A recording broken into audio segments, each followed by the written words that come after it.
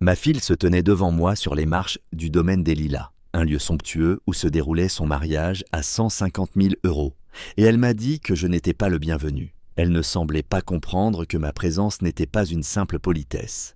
C'était la seule chose qui maintenait les lumières allumées. J'ai souri, hoché la tête, et je suis parti sans un mot. Quand l'heure du champagne est arrivée, son mariage de rêve s'était transformé en cauchemar financier, et j'étais celui qui tenait la prise. Avant de vous raconter comment un homme de 76 ans a fait plier un mariage huppé d'un simple coup de fil, dites-moi d'où vous lisez ceci dans les commentaires. Et n'oubliez pas de liker et de vous abonner si vous avez déjà dû enseigner à quelqu'un que le respect n'est pas négociable. L'air de Bordeaux, en ce début d'été, était lourd. Une couverture humide annonçant soit un orage, soit une soirée fraîchement bienvenue. Devant l'entrée majestueuse du domaine des Lilas, la tempête semblait se déchaîner dans ma poitrine.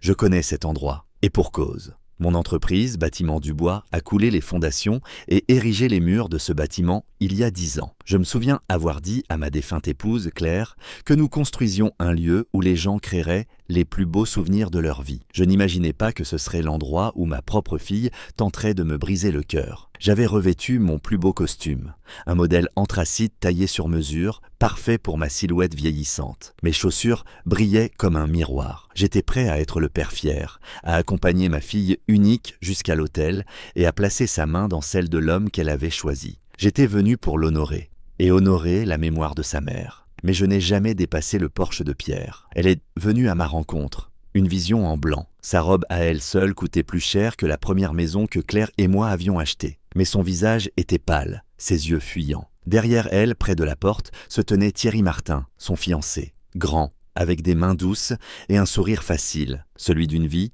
où toutes les portes s'ouvrent sans effort. Il ne souriait pas à cet instant. Bras croisés, il montait la garde devant son nouveau royaume. Daniel, ma petite Dani, s'est arrêtée à quelques pas de moi. « Papa » a-t-elle murmuré, la voix tremblante. « Je ne pensais pas que tu viendrais vraiment. » Les mots flottaient dans l'air humide. J'ai gardé une voix calme, posée, comme toujours lorsque je négocie un contrat difficile. J'ai payé pour cet endroit, Dani. J'ai payé la robe, les fleurs, les 300 invités qui sirotent en ce moment le champagne que j'ai essayé acheter. Bien sûr que j'allais venir. Elle m'a enfin regardé, mais ses yeux étaient emplis d'une honte désespérée. « Je suis désolée », a-t-elle balbutié, triturant le bracelet en diamant à son poignet, le bracelet que je lui avais offert pour ses 30 ans. « Tu n'étais pas invité. C'est juste la famille de Thierry. Ils voulaient quelque chose de plus intime. » Intime, c'était le mot qu'elle avait choisi, comme si j'étais un étranger, un vague contact professionnel, et non l'homme qui lui avait appris à faire du vélo, et vérifier sous son lit qu'aucun monstre ne s'y cachait. Avant que je puisse répondre, Thierry s'est avancé, posant une main possessive sur le bras de Daniel. Il me regardait non pas comme un futur gendre, mais comme un problème à régler. « Charles », a-t-il dit, d'une voix lisse et condescendante, « nous apprécions énormément votre contribution. Mais c'est le jour de Dani. Respectons ses souhaits. Son jour, ses souhaits. Ma contribution. » Il parlait comme si j'avais fait un don à une œuvre de charité. J'ai regardé au-delà de lui, au-delà de ma fille, vers la grande salle de réception. Je voyais ses parents, les Martin, rire avec un groupe de personnes, la tête haute, fiers d'organiser un événement qu'ils n'auraient jamais pu financer seuls. Et à cet instant, tout m'est apparu clairement. Je n'étais pas de la famille pour eux, j'étais la banque, un partenaire silencieux dont le nom ne devait pas être prononcé en bonne société. La vieille famille bordelaise ne pouvait supporter la présence de l'entrepreneur noir du quartier populaire, l'homme aux mains calleuses qui avait payé pour le rêve de leur fils, à leur mariage parfait. J'étais la vérité gênante derrière leur façade immaculée. J'ai regardé ma fille, ma Dani, que j'avais élevée pour être forte, fière de ses origines. Et dans ses yeux, j'ai vu de la faiblesse, un besoin désespéré d'être acceptée par ces gens qui nous méprisaient. Elle avait fait son choix. Elle avait préféré leur monde au nôtre. Un homme moins aguerri aurait explosé. Il aurait pu faire irruption dans la salle et clamer à tous qui avaient payé pour la fête. Mais ce n'était pas mon genre. Claire disait toujours que la colère était un outil bon marché. Elle fait du bruit, mais ne construit rien de durable. La dignité, répétait-elle, est la seule chose qu'un homme ne peut se permettre de perdre. Alors, je n'ai pas haussé le ton. Je n'ai pas discuté. J'ai regardé ma fille dans les yeux. Et pendant un instant, je l'ai laissée voir la douleur qu'elle m'infligeait. Puis, j'ai masqué cela derrière une façade calme. J'ai hoché la tête lentement. « D'accord, ma fille », ai-je dit doucement.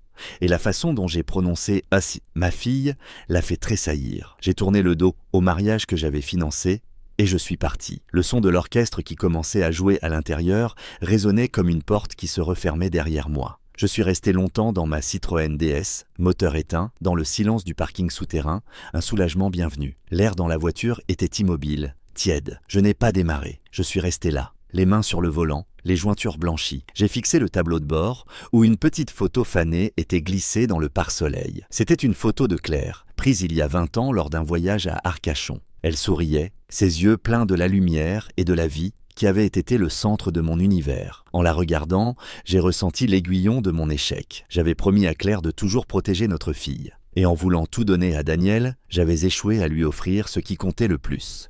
Une fondation solide, un sentiment de valeur qui ne s'achète ni ne se vend, ni ne se troque pour une place à une table plus prestigieuse. Mon esprit est revenu à une conversation que Claire et moi avions eue juste avant qu'elle ne tombe malade. Nous étions sur le banc de notre terrasse, regardant une Danielle adolescente parler au téléphone à l'intérieur, rêvant déjà d'une vie loin de notre quartier tranquille.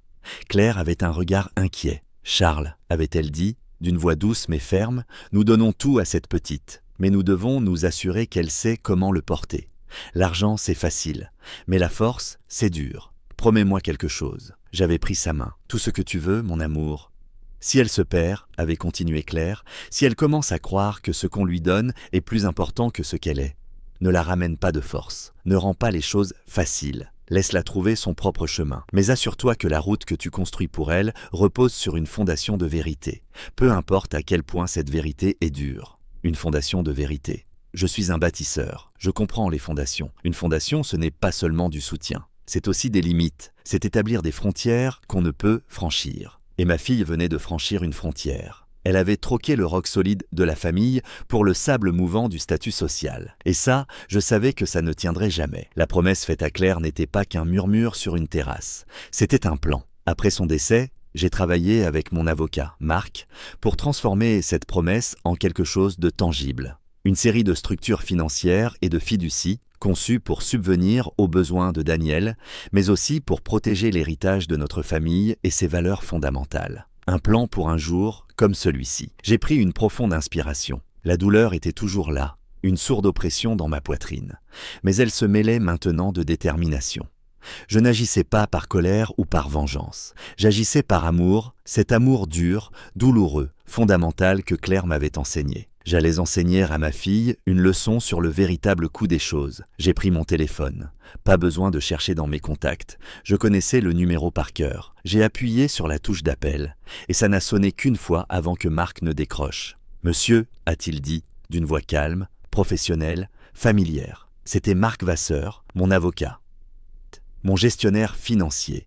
Et l'homme en qui j'avais plus confiance que quiconque. Je n'ai pas perdu de temps en politesse. « Marc, c'est moi. » Une courte pause, pas de confusion, mais de compréhension. Il savait pourquoi j'appelais. « Je comprends, monsieur », a-t-il dit, sa voix légèrement plus grave. « Dois-je activer le protocole Fondation Claire ?» Le protocole Fondation Claire, le nom que nous avions donné à notre plan de contingence, en hommage à la femme qui l'avait inspiré, aux valeurs qu'il devait protéger. J'ai regardé la façade imposante du domaine des Lilas, ce bâtiment que mes mains avaient aidé à construire, et j'ai donné l'ordre qui allait tout faire s'écrouler. « Activez-le », ai-je dit, ma voix aussi solide que l'acier. « Immédiatement. »« C'est comme si c'était fait, monsieur », a répondu Marc.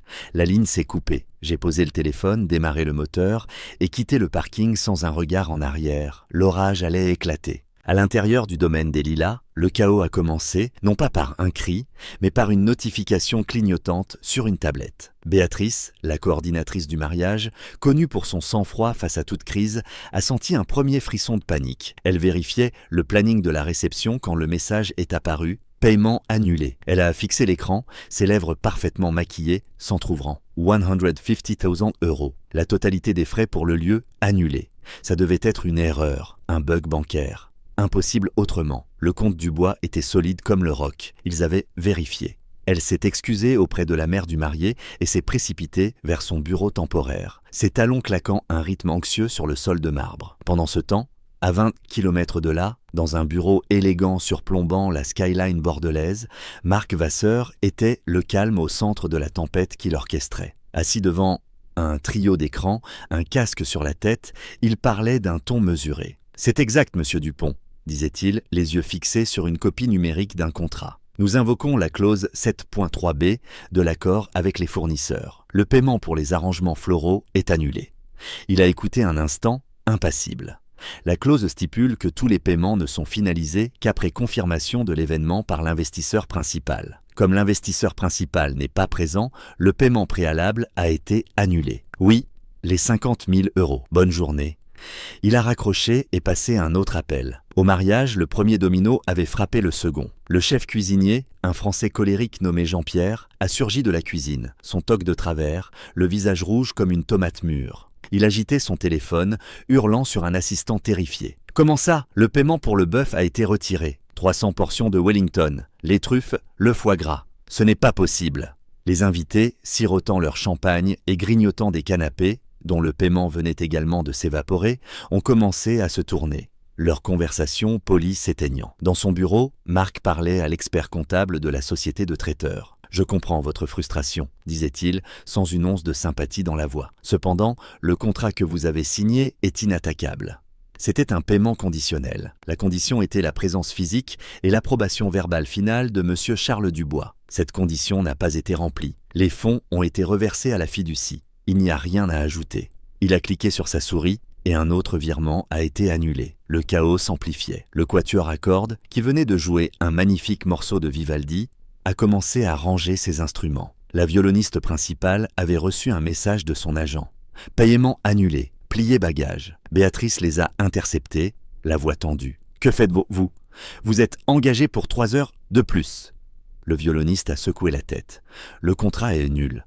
Pas de paiement, pas de musique. Ils sont partis, laissant un silence stupéfait derrière eux. Puis, moment surréaliste, le fleuriste M. Dupont est arrivé avec 2 assistants et a commencé à démonter méthodiquement l'arche spectaculaire d'orchidées blanches sous laquelle Daniel et Thierry devaient se marier. Les invités, médusés, ont sorti leur téléphone pour filmer. Thierry et ses parents, les Martin, ont enfin compris que ce n'était pas un simple contretemps. Ils ont fondu sur Béatrice, leur visage mêlant confusion et indignation. « Qu'est-ce que cela signifie ?» a tonné M. Martin, la voix trop forte. « C'est un scandale !» Béatrice, tenant sa tablette comme un bouclier, lui a montré la notification. « Le paiement du compte Dubois a été annulé, monsieur. Tout. Nous ne pouvons pas continuer. » Madame Martin a ricané, sortant une carte de crédit platine de son sac de marque. « C'est absurde. Une simple erreur bancaire. Nous allons régler ça. Mettez tout sur ceci. » Elle a tendu la carte à Béatrice avec un geste dédaigneux. Béatrice a passé la carte. Un instant plus tard, elle la lui a rendue, l'air sombre. « Je suis désolé, Madame Martin. » Refusé. Monsieur Martin a sorti la sienne. Refusé. Thierry, le visage luisant de sueur, a essayé la sienne. Refusé. Les Martin, qui avaient bâti leur identité sociale sur l'illusion d'une richesse ancienne, se retrouvaient financièrement nus devant leur père. C'est drôle, les fondations. On ne les remarque que quand elles commencent à craquer. Et je savais depuis des mois que la fondation de la famille Martin n'était que sable et apparence. Ce n'était pas une supposition, c'était un fait. Avant d'accepter de signer un seul chèque pour ce mariage, j'avais demandé à Marc de faire ce que je fais toujours avant un grand projet. Une analyse complète. Je n'en suis pas arrivé là en étant naïf. J'y suis arrivé en mesurant 2 fois avant de couper, en lisant les petites lignes, en comprenant l'intégrité structurelle des gens avec qui je fais affaire. Et ce mariage, pour les Martin, n'était qu'une transaction. Le rapport de Marc était exhaustif. Il mettait à nu la vérité derrière leur façade soigneusement entretenue. Des investissements ratés, une seconde hypothèque sur leur manoir bordelais, une montagne de dettes cachée derrière un nom prestigieux. Ils n'étaient pas solvables, ils se noyaient. Ils voyaient ma fille non comme un membre de leur famille, mais comme une bouée de sauvetage financière. Ils me voyaient comme l'idiot qui paierait pour la construire. Ils m'avaient sous-estimé. Ils pensaient qu'avec mes mains rugueuses, par une vie de travail, mon esprit devait être simple. C'était leur première erreur. Je me souviens de notre première rencontre. Ils m'avaient invité à dîner dans leur club privé.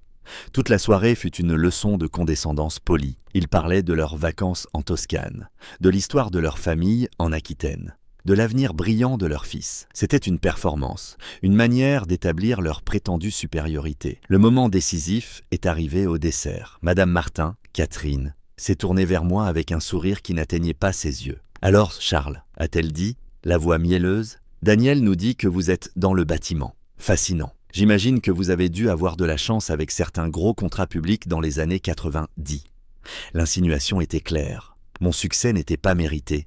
Il était le fruit de la chance ou d'un coup de pouce. Elle essayait de me rabaisser, de me faire sentir que je n'avais pas ma place à leur table. J'ai pris une gorgée d'eau et lui ai rendu un sourire. « Non, madame », ai-je répondu, la voix calme mais ferme. Je n'ai pas eu de chance. J'étais simplement le premier sur le chantier chaque matin et le dernier à partir chaque soir. Je n'avais pas de contrat de public. J'avais un dos solide et un nom que les gens ont appris à respecter. J'ai bâti ma fortune comme je bâtis mes immeubles, de zéro, brique par brique. Son sourire s'est effacé. Elle n'avait rien à répondre, mais je savais alors, avec une certitude absolue, qui ils étaient, et je savais que je devais protéger ma fille, même si cela signifiait la protéger d'elle-même. Dans le chaos du mariage qui s'effondrait, la vérité éclatait enfin. Les murmures des invités s'étaient transformés en un grondement. Les gens partaient, secouant la tête. Gêné, Thierry avait acculé Daniel près de l'arche florale démantelée. Son masque de charme s'était envolé, remplacé par une grimace hideuse. « Comment as-tu pu laisser ça arriver ?» sifflait-il, la voix basse et venimeuse. « Je t'avais dit de le gérer, je t'avais dit que ton père était un problème. » Daniel, abasourdi, le regardait comme si elle le voyait pour la première fois. « Moi ? Comment est-ce ma faute ? C'est mon père. Qu'est-ce que tu attendais de moi ? Que tu gères la situation. » La voix de Thierry s'élevait, oubliant les apparences.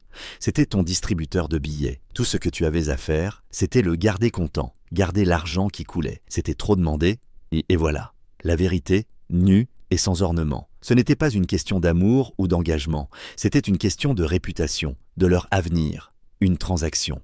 Daniel le fixait, les larmes aux yeux, un air d'horreur naissante sur le visage. Elle avait troqué l'amour inconditionnel de son père pour cela. Elle avait été aveuglée par l'éclat de leur monde, sans jamais vérifier ses fondations. Et maintenant, tout s'écroulait autour d'elle. L'effondrement d'une réputation est discret au début. C'est le lent tournant des têtes, l'intérêt soudain pour un verre de vin, le silence qui s'installe quand vous approchez. Les Martin vivaient cela en temps réel. Leurs amis, avec qui ils avaient partagé des parties de golf et des étés, les regardaient maintenant avec une pitié nouvelle. L'illusion de leur richesse facile, qu'ils avaient cultivée toute leur vie, se dissolvait sous les lumières crues de la salle. Monsieur Martin, le visage pâle, a entraîné Thierry et Daniel dans un coin à l'abri des regards. Sa voix, d'ordinaire pleine d'assurance, n'était plus qu'un murmure rauque. Un problème avec le virement bancaire, mentait-il, s'essuyant le front avec un mouchoir de soie. Une retenue temporaire, ça va s'arranger. Mais ses yeux le trahissaient. C'étaient les yeux d'un homme au bord du gouffre.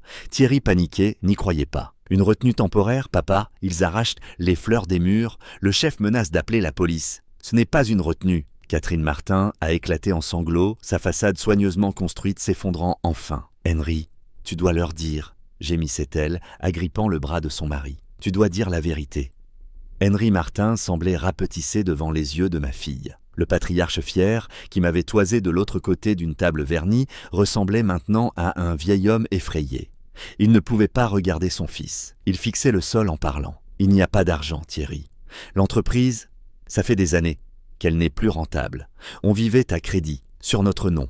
On espérait que ce mariage, la générosité du père de Daniel, nous donnerait le capital pour nous relever. C'était censé être notre bouée de sauvetage.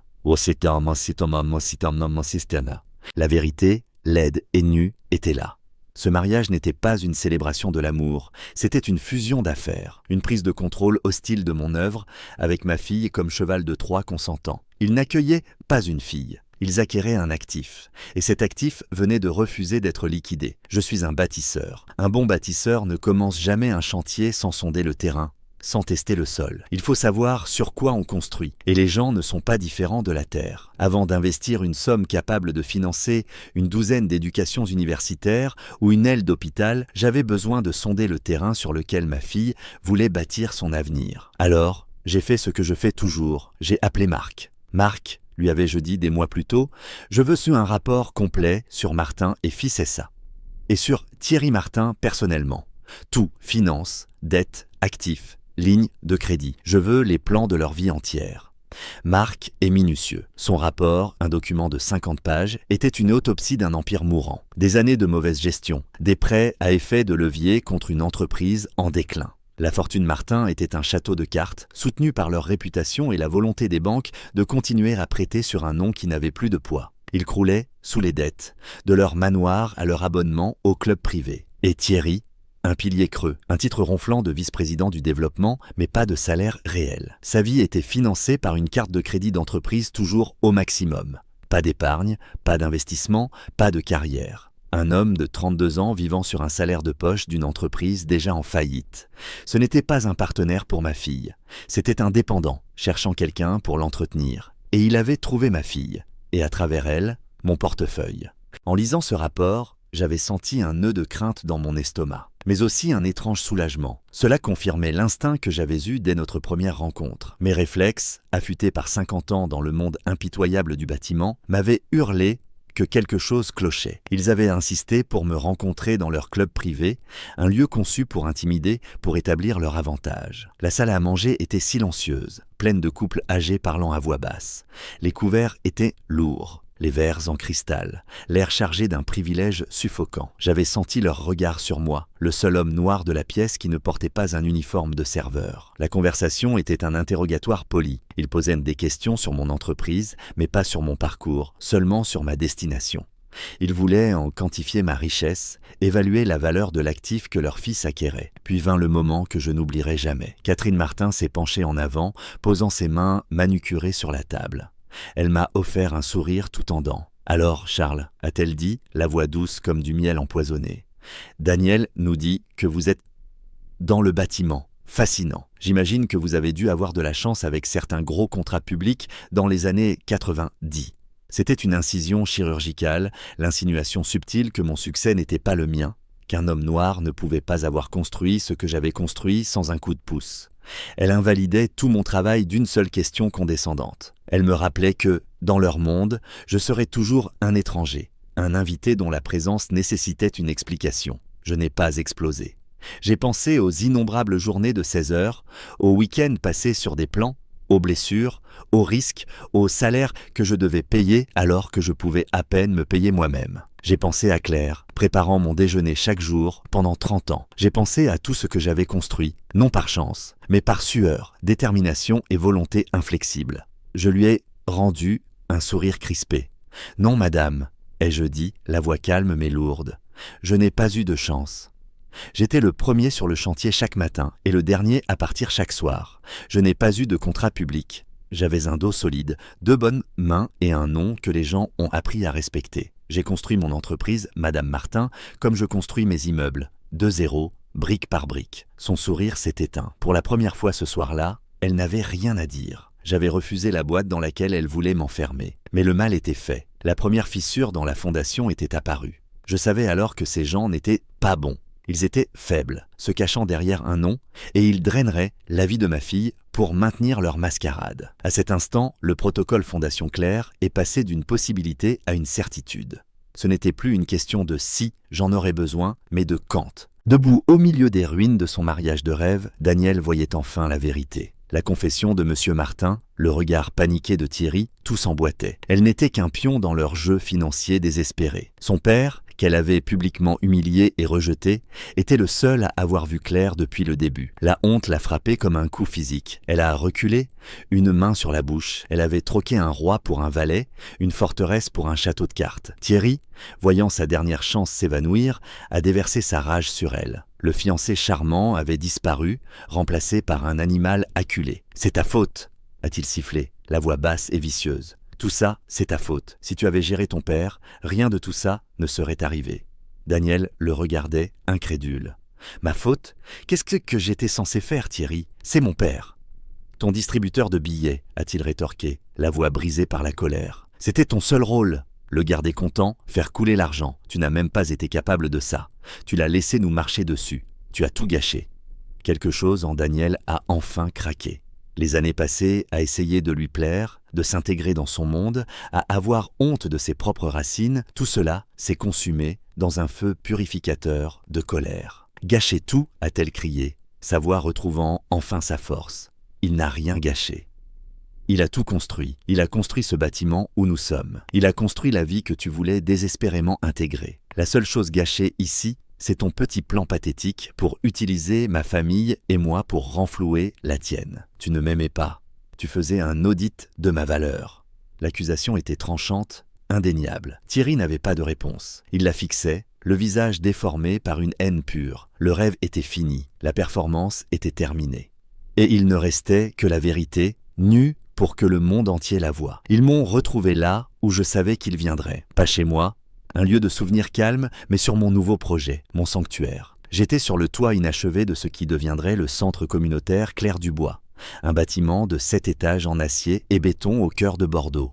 Pas de sol en marbre ni de lustres en cristal ici, juste l'ossature brute et honnête d'un bâtiment, l'odeur du béton frais et une vue panoramique sur la skyline bordelaise que j'avais contribué à façonner. Le vent soufflait fort, faisant claquer ma veste. En bas, la ville était un fleuve de lumière. Ici, il n'y avait que la paix. Leur arrivée a brisé ce calme. J'ai entendu leurs pas précipités sur l'escalier métallique temporaire bien avant de les voir. Danielle est apparue la première, sa robe blanche somptueuse maintenant tachée de terre, le visage ravagé par les larmes et le mascara. Elle ressemblait à un fantôme hantant un lieu où elle n'avait pas sa place. Thierry suivait, son costume coûteux froissé, le visage rouge de rage impuissante. Il était un homme qui avait perdu le contrôle, et cela le consumait. Danielle a couru vers moi, sa voix un cri brut, implorant. « Papa, tu dois réparer ça, tu dois rappeler tout le monde, tu as tout détruit, tout !»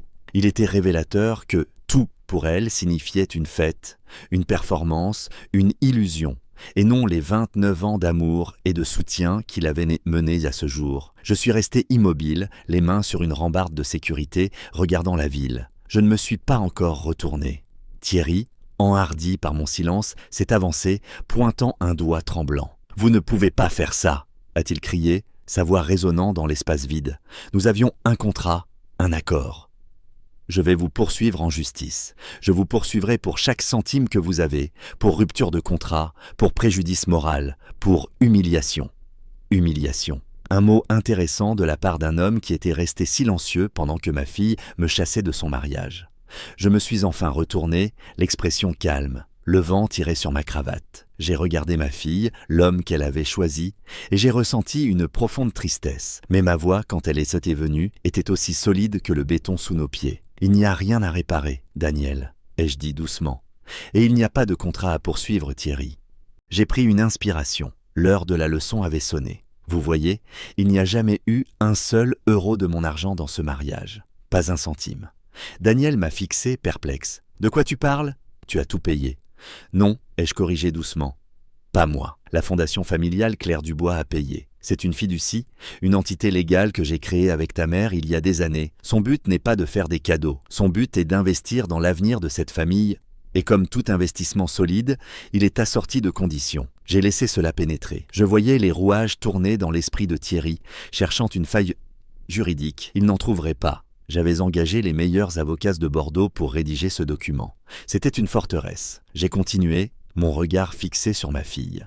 La fiducie est régie par un principe fondamental. Nous l'appelons la clause de dignité. Elle est inscrite dans le premier article du règlement. Elle stipule, je cite, « Toutes les distributions de cette fiducie doivent être utilisées pour honorer et renforcer les valeurs fondamentales de la famille Dubois, le respect, l'honnêteté et la gratitude. » J'ai marché lentement vers elle. Le vent s'est calmé un instant et le seul son était le bourdonnement lointain de la ville. Quand tu t'es tenu sur les marches d'un bâtiment construit par mon entreprise lors d'un événement financé par l'héritage de ta mère et que tu m'as dit, à moi, le fondateur et unique bienfaiteur de cette fiducie, que je n'étais pas le bienvenu, tu n'as pas seulement blessé mes sentiments, Daniel. D'un point de vue légal, tu as violé publiquement et irrévocablement la clause de dignité.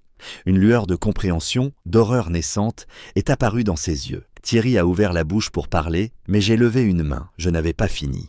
Selon les statuts de la fiducie, lorsqu'une clause fondamentale est violée, le fiduciaire, en l'occurrence Marc Vasseur, n'est pas seulement autorisé, mais légalement tenu de prendre des mesures immédiates pour protéger les actifs de la fondation. Ces mesures incluent le retrait immédiat de tous les paiements en cours liés à la violation. Ce qui s'est passé ce soir n'était pas un acte de vengeance. C'était l'exécution automatique et prévisible d'un contrat. Un contrat que vous avez implicitement accepté en acceptant les fonds. C'était du business. Le mot « business » flottait dans l'air, froid et tranchant. J'avais utilisé leur propre langage, leur vision transactionnelle du monde, pour expliquer les conséquences de leurs actes. Ils avaient traité mon amour comme une marchandise, alors je leur montrais ce que ça faisait quand une marchandise était rappelée. Thierry, comprenant enfin les murs juridiques qui se refermaient sur lui, a bafouillé « C'est insensé, vous ne pouvez pas. Nous vous poursuivrons quand même. Nous vous poursuivrons pour atteinte à la réputation du lieu, pour complot. » J'ai presque souri. Sa désespérance était pathétique. J'ai détourné mon regard de ma fille vers lui, et pour la première fois, j'ai laissé entrevoir l'acier de mon âme. « Me poursuivre ?» ai-je demandé, la voix dangereusement douce. J'ai désigné les poutres d'acier s'élevant vers le ciel nocturne, les lumières de la ville scintillant en bas. Vous semblez mal comprendre la nature de mon activité. Je ne me contente pas de construire des bâtiments, mon garçon. Je développe les terrains sur lesquels ils reposent. J'ai laissé mon regard dériver vers le domaine des Lilas, une lueur dans le lointain. Ce magnifique terrain sur lequel se trouve le lieu, je l'ai acheté il y a 15 ans. Dubois Holdings en est propriétaire. En totalité, le domaine des Lilas n'est pas un client. C'est un locataire. Ils opèrent sous un bail commercial. J'ai marqué une pause, laissant la dernière pièce du puzzle se mettre en place. Un bail, ai-je conclu, la voix tombant presque à un murmure, qui contient sa propre clause morale. Un bail que j'ai ordonné à Marc de résilier dès demain matin en raison de l'incident public embarrassant qui a eu lieu sur ma propriété ce soir. Alors, allez-y, essayez de me poursuivre, mais sachez que demain matin, la seule chose qu'il restera de votre lieu de mariage de rêve sera un avis d'expulsion cloué à la porte d'entrée. Échec et mat. Le dernier mur de leur illusion s'est effondré en poussière. Il n'y avait plus nulle part où fuir, personne d'autre à blâmer qu'eux-mêmes. Thierry m'a fixé, bouche bée, le visage déformé par l'incrédulité et la défaite. Il ressemblait à un homme qui venait de voir son monde s'évanouir. Et dans cet instant de ruine totale, sa véritable nature s'est révélée. Il s'est retourné contre Daniel, le visage tordu par une grimace hideuse. « Toi, a-t-il craché, la voix pleine de venin, tout ça, c'est à cause de toi. Toi et ton vieil homme inutile. J'aurais dû me douter que m'impliquer avec des gens comme vous était une erreur. Vous n'êtes que des nouveaux riches sans valeur. » Il n'a pas attendu de réponse. Il a tourné les talons et s'est précipité vers l'escalier métallique, trébuchant, la grâce qu'il projetait autrefois disparut. Il n'était plus qu'un homme vaincu fuyant la vérité. Il a laissé Daniel seul sur ce toit, le vent froid fouettant sa robe de mariée abîmée, le poids de ses mauvaises décisions s'écrasant sur elle. Elle se tenait là, entourée du travail brut et honnête de son père, forcée de voir la différence entre ce qui s'est construit pour durer et ce qui n'est que façade. Le silence qui a suivi était d'une autre nature. Ce n'était pas la paix que j'avais ressentie avant leur arrivée. C'était un vide, l'espace laissé par un monde qui venait de s'effondrer. Thierry restait là, la bouche légèrement ouverte, les lumières de la ville se reflétant dans ses yeux écarquillés. Il mesurait l'ampleur de son anéantissement. Ce n'était pas seulement la perte de l'argent du mariage, c'était la perte du lieu, la perte de la dernière chance de sa famille, la perte de l'illusion dans laquelle il s'était drapé toute sa vie. Il était venu menacer un roi pour découvrir qu'il n'était qu'un pion sur un échiquier que le roi possédait entièrement. Un son étrange s'est échappé de ses lèvres, un rire brisé, sans humour. « Toi, a-t-il murmuré, secouant la tête, toi, vieux fils de... Tu avais tout prévu. Depuis le début, il a regardé de moi à Daniel, ses yeux, autrefois pleins d'une suffisance arrogante, brûlant maintenant d'une haine désespérée. Toute sa vie, on lui avait tout donné. Pour la première fois, on lui enlevait quelque chose. Et il ne savait réagir que par la rage. Il avait besoin d'une cible pour son échec. Et il l'a trouvée en ma fille. Il a fait un pas vers elle, le visage tordu de mépris. « Et toi, a-t-il craché, tu étais censé être la maligne. Tu étais censé le gérer. À quoi sers-tu? À quoi tout ça a-t-il servi ?» Daniel a tressailli comme s'il l'avait frappé. Elle le regardait, sa colère d'il y a quelques instants balayée par un choc et une douleur nouveau. Thierry arrête. Mais il était au-delà de la raison. La digue de sa civilité avait cédé, et toute la crasse qu'elle retenait se déversait. Arrêter quoi? Dire la vérité? Tu pensais épouser la famille Martin. Tu pensais monter en gamme. Tu étais mon dernier investissement, Daniel. Un plan de sauvetage ambulant avec un joli visage. Et tu n'as même pas su conclure l'affaire. J'ai vu des bâtiments s'effondrer, j'ai vu des poutres d'acier plier sous la pression, mais je n'avais jamais vu une personne s'écrouler comme ma fille à cet instant. Chaque insulte, chaque mot cruel était un coup de marteau sur l'identité fragile qu'elle avait essayé de construire. « Ton père avait raison », a continué Thierry, sa voix montant en un cri frénétique. Il l'a vu dès le début. « Tu es comme lui, des nouveaux riches prétendant être ce que vous n'êtes pas. Tu portes la robe, les diamants, mais tu ne peux pas cacher ce que tu es. Lui, un vieil homme sale qui a eu de la chance avec des contrats publics.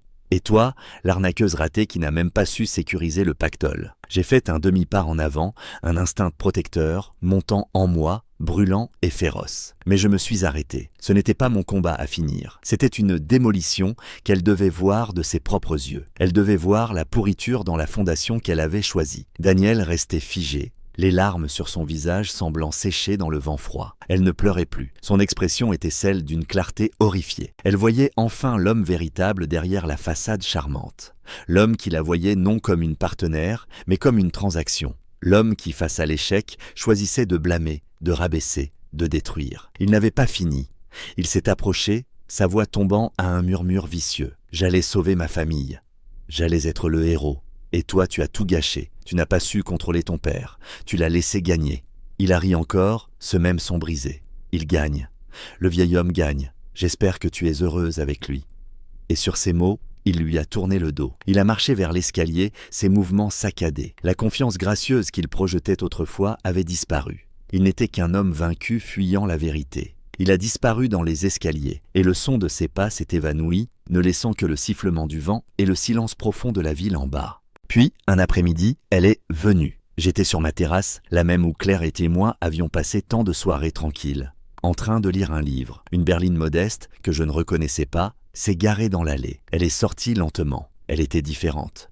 Les vêtements de marque avaient disparu, remplacés par un jean simple et un pull. Ses cheveux étaient tirés en arrière, sans maquillage. Elle semblait plus jeune et plus âgée à la fois. Fatiguée, mais l'énergie anxieuse qui l'entourait depuis des années avait disparu. Pour la première fois depuis longtemps, elle semblait réelle. Elle a remonté l'allée de pierre et s'est arrêtée au bas des marches de la terrasse, n'assumant pas qu'elle était la bienvenue. Elle est restée là, les mains jointes devant elle, les yeux fixés sur moi. « Papa », a-t-elle dit, la voix douce, presque fragile. J'ai fermé mon livre et l'ai posé sur la table à côté de moi. J'ai attendu. Je savais que ce moment n'était pas à moi. C'était à elle. Les mots sont venus lentement, chacun lourd d'un poids qu'elle portait visiblement depuis des semaines. « Je ne suis pas venu demander quoi que ce soit », a-t-elle commencé, son regard inébranlable. « Je suis venu dire que je suis désolée. » Elle a pris une inspiration.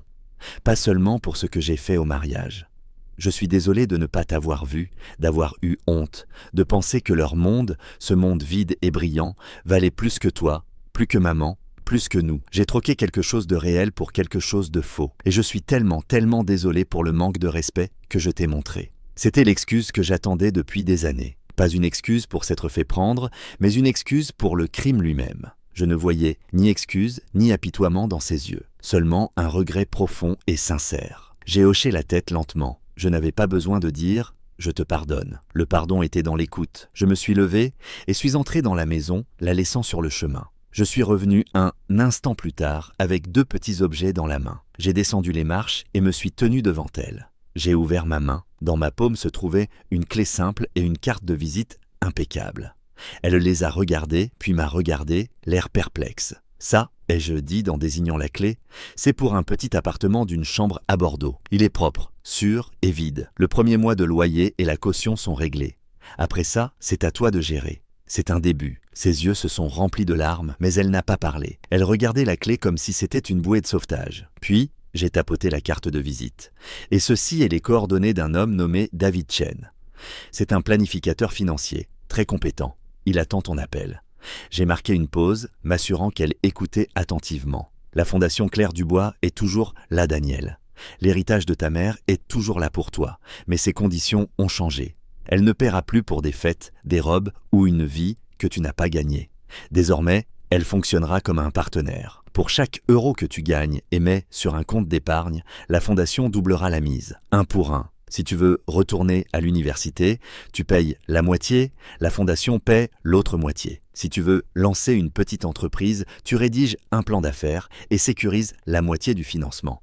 La fondation sera ton premier investisseur. Si tu veux construire une vie, une vraie vie, la fondation sera ton partenaire dans cette construction. Mais toi, Daniel, tu dois être le maître d'œuvre. J'ai placé la clé et la carte dans sa main et refermé ses doigts autour. Ses larmes coulaient librement maintenant, mais c'étaient des larmes silencieuses, de soulagement, de compréhension. Elle ne recevait pas une aumône, on lui donnait une chance, un plan, les outils pour recommencer. Elle m'a regardé, la voix étranglée par l'émotion. « Merci », a-t-elle murmuré. C'était tout ce qu'elle pouvait dire, mais c'était suffisant. L'amour est une chose compliquée. En tant que père, mon premier instinct était de protéger ma fille, de lui donner tout ce qu'elle voulait, de construire un mur autour d'elle pour que rien ne puisse la blesser. Mais Claire savait mieux. Elle savait que le véritable amour ne consiste pas à construire des murs pour tenir le monde à distance.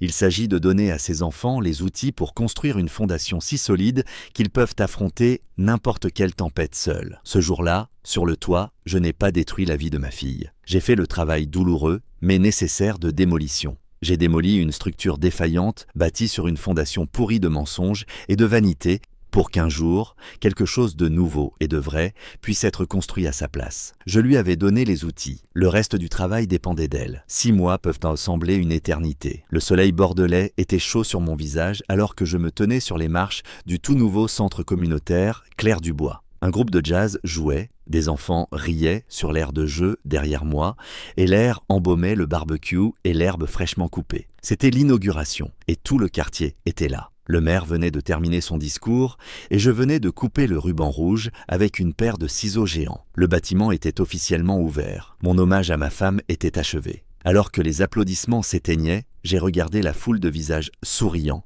et je l'ai vu. Daniel était près d'une table avec des bouteilles Dio, les distribuant aux gens. Elle n'était pas habillée pour impressionner. Elle portait un simple polo bleu avec le logo du centre et un pantalon kaki. Ses cheveux étaient attachés en une queue de cheval simple. Elle semblait ancrée. Il y avait une confiance tranquille dans sa posture que je n'avais pas vue auparavant. Elle ne cherchait pas l'attention. Elle faisait simplement partie des choses, une bénévole accomplissant une tâche nécessaire. Elle a croisé mon regard et m'a offert un petit sourire timide. J'ai souri en retour. Plus tard, alors que je serrais des mains et discutais avec des responsables communautaires, elle s'est approchée discrètement. Pas de scène dramatique, pas de larmes. Elle a attendu patiemment que je sois libre. « Félicitations, papa », a-t-elle dit, la voix claire et assurée. « C'est un magnifique bâtiment. Maman aurait adoré. »« Oui », ai-je répondu. Elle aurait aimé. Nous sommes restés un moment dans un silence confortable. Puis, elle a sorti une enveloppe blanche de sa poche et me l'a tendue. « C'est pour toi », a-t-elle dit. J'ai ouvert l'enveloppe. À l'intérieur, un chèque personnel, écrit de sa main soignée. Il m'était adressé pour le montant exact de son loyer mensuel. Sur la ligne de mémo, elle avait écrit 2 mots simples. « Moi 2 ». J'ai regardé le chèque, puis elle. Dans ses yeux, je voyais la fierté de quelqu'un qui avait rempli une obligation difficile. Elle l'avait gagné. Elle avait payé de sa poche. Ce petit bout de papier valait plus que n'importe quel mariage à 150 000 €. C'était réel. J'ai plié le chèque soigneusement et l'ai mis dans ma poche. Je n'ai pas dit grand-chose. J'ai juste posé ma main sur son épaule un instant et hoché la tête, fier. C'était tout ce qu'il fallait dire. Elle a compris. Je l'ai regardée retourner à son poste de bénévole, son pas un peu plus léger qu'avant. En la regardant, je ne voyais plus une princesse dans une robe en ruine. Je voyais une bâtisseuse, portant ses vêtements de travail, debout sur un terrain qu'elle avait déblayé elle-même. Elle tenait un marteau dans une main et un plan dans l'autre. Claire disait que l'amour ne consiste pas à donner aux gens ce qu'ils veulent. Il s'agit de leur donner les outils pour construire ce dont ils ont besoin. Pendant des années, j'avais donné à ma fille un palais fini, et elle s'était perdue dans ses pièces vides. Ce jour-là, je ne lui avais donné qu'une clé, un ensemble d'outils et un défi. Le chèque dans ma poche était la première brique qu'elle avait posée pour sa nouvelle vie. La fondation était maintenant solide. Le reste, elle devrait le construire elle-même. Et pour la première fois depuis longtemps, je n'avais aucun doute qu'elle y arriverait. Cette expérience m'a enseigné une vérité fondamentale que j'aurais dû connaître depuis toujours en tant que bâtisseur. La fondation la plus importante que nous puissions poser n'est pas en béton, mais en caractère. J'ai passé des années à offrir à ma fille une belle maison, mais j'ai échoué à lui apprendre à construire la sienne. Le véritable amour, j'ai appris, ne consiste pas à protéger nos enfants de chaque tempête, mais à leur donner les outils et le plan pour construire un abri à eux. Un abri construit avec les matériaux solides de la dignité, du travail acharné et du respect de soi. Une structure bâtie sur ce terrain ne s'effondrera jamais. Dites-moi dans les commentaires si vous pensez que l'amour exigeant est parfois le plus vrai des amours.